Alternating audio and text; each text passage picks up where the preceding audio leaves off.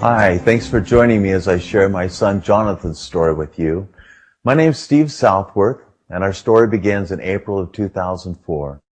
John had always been a healthy, active kid. We played baseball, hockey, basketball, never sick a day in his life, really.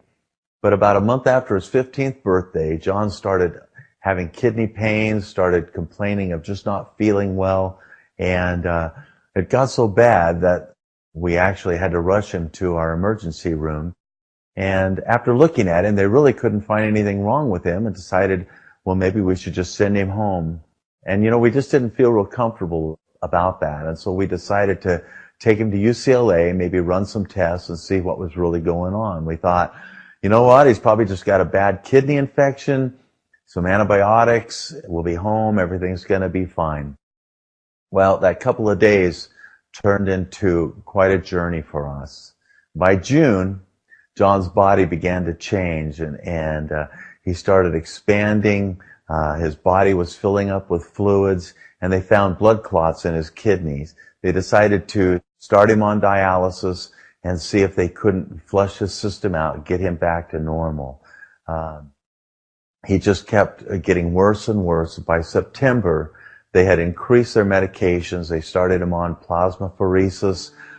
They even started him on chemotherapy treatments. And by the end of September, John actually quit eating. He wasn't able to keep food down anymore. And he just kept getting worse and worse. And by November, he had spent 2 months in the ICU unit of UCLA. His liver had grown to the size of a large watermelon. The clots had just stuffed themselves into his liver, and they weren't able to go anywhere. So they did an emergency surgery on him where they placed a shunt around his liver so the blood would have a place to flow. And they said, if we don't do this, we're going to lose him, and we're going to lose him soon. And they really gave John little hope. And the doctors weren't able to identify his disease. They didn't know what it was. And really, they just kind of threw their hands up and said, you know what, we've done all we know to do. We don't know what else to do. We need to look for some alternatives here. And so we decided to send him to Children's Hospital, have the doctors there look at him and see if maybe they could decide what was wrong with John. When we got him to Children's, they did identify his disease. It was called catastrophic antiphospholipid antibody syndrome, one of the rarest blood diseases in the world. Only 80 people in the world have this disease. And he is only the second adolescent in the world to ever have this disease. And most of the people have died before they really even realized that they had it. But during his time in Children's, they gave him another chemotherapy session, which lasted about 3 weeks. And one of the bright spots of John's hospital stay was he was visited by celebrities like Jay Leno and Brad Garrett. The Disney kids came and spent a lot of time with John. Even Santa Claus came and spent time with John. But at the end of his time there, the doctors at Children's really said, you know what, we've done everything we know to do also. And you might as well take him home, let him be comfortable. We're just going to have to take this a day at a time. We don't know what's going to happen with John. Knowing that the doctors had done all they could do, we brought John home Christmas Eve 2004.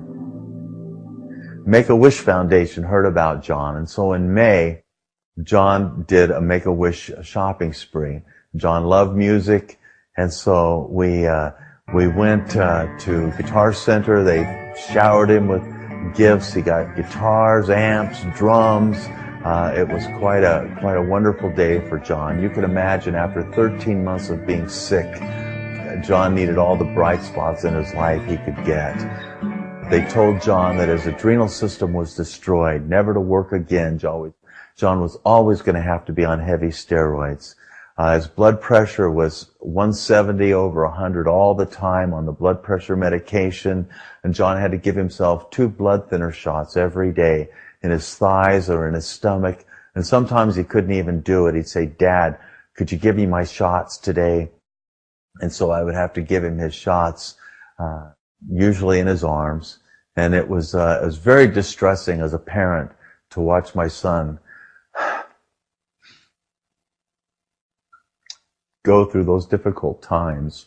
John was on 2 pages of medications. When he was in the ICU unit of UCLA, his lungs collapsed. He was on chest tubes. He was intubated for almost 3 weeks. We really thought we had lost him several times. We had relatives come thinking they were going to be saying their goodbyes to John. So I was praying for a miracle for my son. And in July of 2005, I heard the story about mangosteen juice. It's a little fruit from Thailand. A man said to me, you know, there's been a lot of results from this. You might want to put your son on that. It could help him. And I said to myself, I've got nothing to lose. I've got nothing to lose. And so we tried the juice. And after 3 weeks, I noticed that John was changing. I noticed that the effects of his steroids were diminishing. I noticed that John had energy level. And for him, that was phenomenal. He had gone through a period of depression. He hadn't been in school since April of 2004. And for John to say, Dad, I'm feeling really good. We were pretty excited. But after 6 weeks, changes in John's body were so evident. All the effects of the steroids were gone. His blood pressure was normal, 120/58. It was phenomenal. His energy level was high. We were so excited. And we started learning more about this juice. We would take him back to Children's Hospital every month, and they would say, oh my gosh, he's doing so great. And month after month, they would say, whatever you're doing, just keep doing it because John's doing great. And after about 3 months, they were able to take him off of his blood pressure medication. After 4 or 5 months, they said, this is a miracle. His adrenal system is functioning perfectly. And they took him off of his steroids. And the biggest miracle to me was in September of 2006. They took John off of all of his blood thinner shots. He didn't have to give himself those shots anymore. And after a full year of going back to Children's, they pronounced John 100% healthy. They started calling him their miracle boy. We were so thrilled with the phenomenal results that were happening in Jonathan's body. We've gone from nearly no hope at all to all the hope in the world. And I believe with all my heart that it was the mangosteen juice that was the miracle in John's life. That was the miracle that I was praying for. Don't just take my word for this. Check it out for yourself. I think that you'll find with all the science and so many positive results experienced by so many people, you'll be pleased as well. Hi everybody, we're back. You know, I thought it might be really cool for you to meet my son John. He's 18 years old. He's healthy. He's doing great. And hey everybody, this is my son John. Hi. So, how you feeling, John? I'm feeling good. Feeling great, actually. I'm back to normal. I go to the gym every day. So I just do whatever I want now because I'm totally healthy. Yeah? You like the juice? I love it. I drink it every day. It's a part of my daily life. In the morning, in the afternoon, and then right before I go to bed. And sometimes I just drink it for fun. Yeah. Well, hey, that's our story. This is living proof. 18 years old, gives me lots of grief. I love it. Thanks a lot.